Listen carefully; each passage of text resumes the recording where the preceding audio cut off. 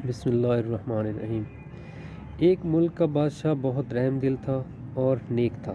وہ رعایا کے حق میں بہت اچھا تھا، چنانچہ تمام رعایا اس سے محبت کرتے تھے اور اسے خوب دعائیں دیتی تھی۔ اسی ملک کے ایک دور دراز گاؤں میں ایک کسان رہا کرتا تھا، جس کی یہ خواہش تھی کہ وہ اپنے نیک دل بادشاہ کی زیارت کو جائے اور اس کی خدمت میں کوئی تحفہ پیش کرے۔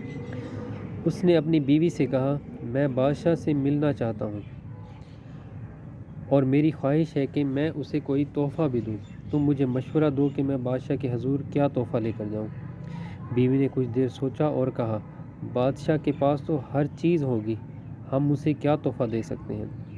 ہاں، ہمارے گھر کے پاس بہنے والے چشمے کا پانی بہت میٹھا اور ٹھنڈا ہے، اور مجھے یقین ہے کہ ایسا پانی پورے ملک میں کہیں بھی نہیں ہوگا، حتیٰ کہ بادشاہ کے پاس بھی نہیں ہوگا۔ میرا مشورہ ہے کہ تم بادشاہ کے لیے یہ پانی لے جاؤ۔ کسان کو یہ تجویز بہت پسند آئی اور اس نے اپنے چشمے سے پانی کے 2 گھڑے بھرے اور اپنے گدھے پر لاد کر بادشاہ سے ملاقات کے لیے روانہ ہو گیا۔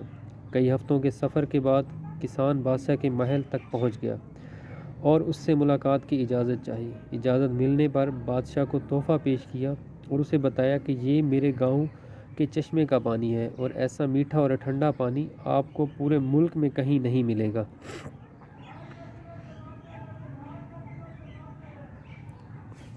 بادشاہ کے اشارے پر وزیر نے گھڑے کا ڈھکن اٹھایا تو کئی ہفتوں کے سفر کی وجہ سے پانی میں بدبو پیدا ہو گئی تھی۔ وزیر نے بادشاہ کی طرف دیکھا تو بادشاہ نے اسے خاموش رہنے کا اشارہ کیا اور بآواز بلند کہا کہ ہم اس تحفے سے بہت خوش ہوئے، اور خزانچی کو حکم دیا کہ اس کسان کے گھڑوں کو سونے سے بھر دو۔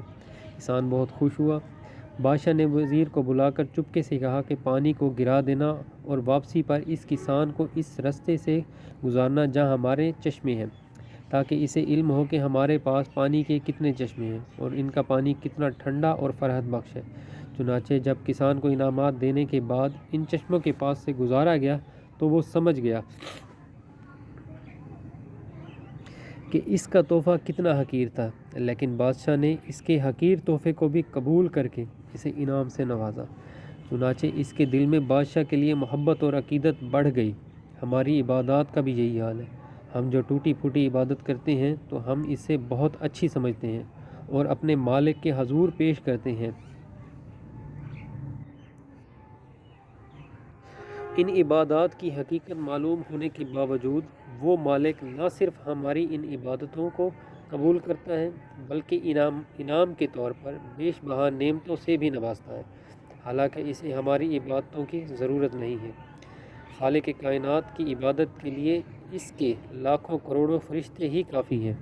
ذرا سوچئے، اگر ہم ان ٹوٹی پھوٹی عبادات کو پیش کر کے اس کی نعمتیں حاصل کرنے والے بھی نہ رہے تو پھر دنیا میں ہمارے جیسا بد نصیب بھی کوئی نہ ہوگا۔ کس قدر دلچسپ اور انوکھی بات ہے کہ عطا کرنے والی وہ ذات اقدس تو ہر وقت دینے کے لیے تیار ہے، لیکن ہمارے پاس ہی لینے کے لیے وقت نہیں ہے۔